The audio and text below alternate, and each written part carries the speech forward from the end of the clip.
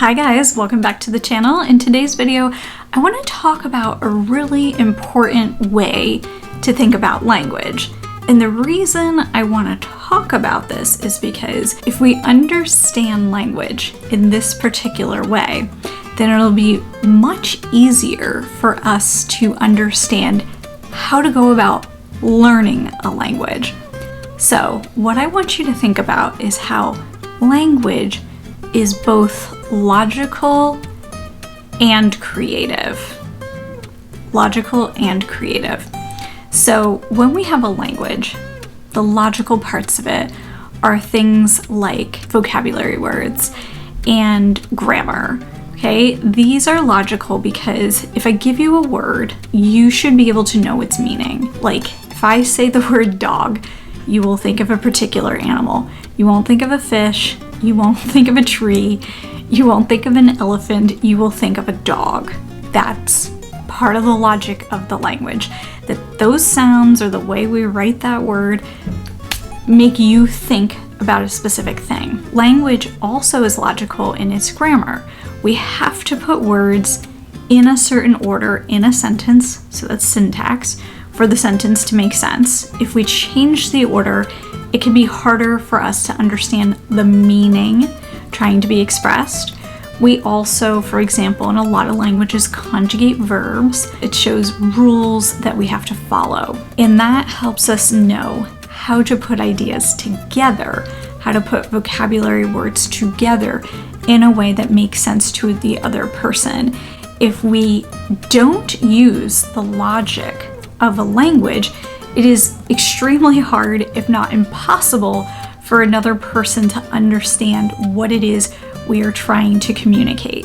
So the logic of the language helps us all get on the same page. We all agree to these rules. The creativity, though, is where you start showing your own individuality with the language. So your creativity is the choices that you make within the rules of the language. So let's go back to that example of the vocabulary word dog, right? So you thought of a specific animal and it was most likely a dog. But my question to you is, what kind of dog did you think of? Did you think of a Cocker Spaniel? Did you think of a Collie, a Beagle? Did you think of a mutt, like a street dog? These are all very different kinds of dogs, right? So the kind of dog, the breed of dog, or mix of breeds of dogs that you thought about says something about you and your own expression, the way that your own mind thinks when I say the word dog. Similar with house. When you're teaching a language to non-native speakers, if you say the word house, people tend to have wildly different ideas in their head of what the house is.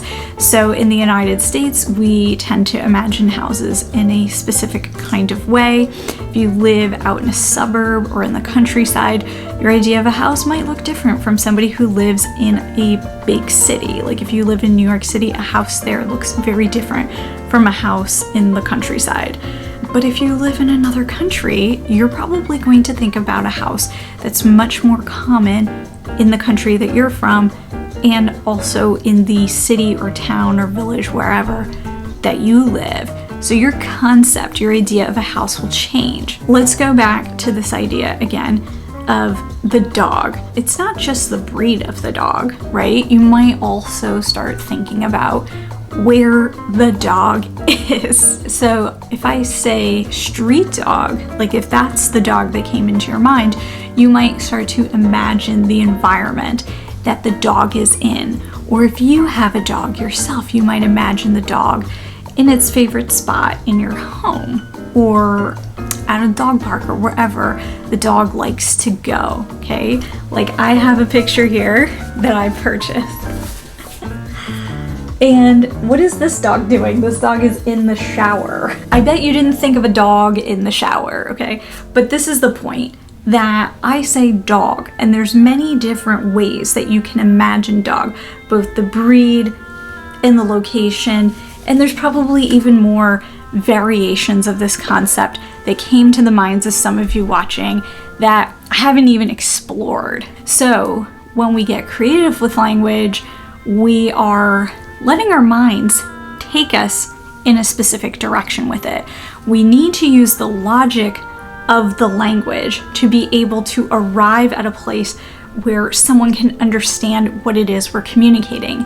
But we need the creativity to say something of any meaning and of any interest to the person listening or reading what it is that we've written. Something that I've noticed in particular is that in a lot of curricula for learning a language, especially English as a second language, because that's, you know, what I spent the bulk of my time like with teaching, but also as a student of other languages, we tend to spend a hell of a lot of time on the logic of the language. People are really hyper-focused on getting down a bunch of vocabulary and making sure they have a deep understanding of the grammar. This makes sense in terms of like if you have to take a test and pass it, you know, and that test is meaningful in some way, like that means you can go to a certain school or move to another country, get citizenship, things like that. I understand why we have to do that and spend so much time on the logical aspects of the language. The problem I see with students who spend a whole lot of time doing that is I find it extremely difficult to know those people, as individuals. So, you know, they might be able to use English pretty well, but they're very forgettable in their English. So for those people who have a heavy emphasis on the logic of the language, I would challenge them to alter their study in a way that enables more creativity, building their own creativity within the language, because that is going to help you to stick out and be memorable. On the other end, there are some people who really don't like the rules. They want to do their own thing and they're highly creative with the language. What I would say to these people is that if they don't spend enough time learning some of the logical aspects of the language, it can be super hard to understand what these people are trying to say or write. You know, sometimes like when I have my students write something for homework and then I go to review it with them, I'm not quite sure what they were getting at in what they wrote. Because they're being very creative, but they haven't mastered enough of the logical aspects of the language to convey the idea that they really want to get across. So I applaud them on stretching themselves beyond their comfort zone. However, we have to then identify what it is that they're really trying to say, and then I have to teach them how to put the vocabulary and the grammar together to arrive at what they actually want to say. And again, that also means that they have choices, so I might show them a few different ways that they could say it, and then they can choose the one that they like the most, right? Because the creativity is the choice among a ton of logical options. So I hope this helps you understand how language is both creative and logical, and why we need to be good at both, and how a lot of the time when we are learning a language, we spend a ton of it focused on the logic and not a whole lot of it, usually from what I've seen, not a whole lot of it on the creativity. So what I really like to do is emphasize the creativity with my students and bring in the logic as needed. The reason is because I know the logic is readily available all over the place to people, but the creativity tends to be much harder to find, and it's not top of mind for most people to pursue. But I'm telling you, if you really want to get good, you really do need both. And if you're not finding much creativity in what you're doing, then you're gonna have to do some extra work to make sure that's a priority for you. And so what I am doing on this channel is you're going to see a lot of videos that are focused on the creative aspects of language learning, Sure, I will touch on the logical aspects. However, I don't think the world needs more of that. I think we have plenty of it. So what I personally would like to do is help people find more of the creative ways to stimulate their learning, so that way it's super fun, it's interesting, you're taking risks, because that's what we need to do. We need to take risks, and you'll find that you're developing not just your language skills, but a version of yourself as you're going through the learning process or the acquisition process. So if you have any questions for me, definitely leave them in the comments below. I would love to hear what you're thinking about, because this is a conceptual thing that I'm talking about here, and it might be a little tricky for some people to grasp.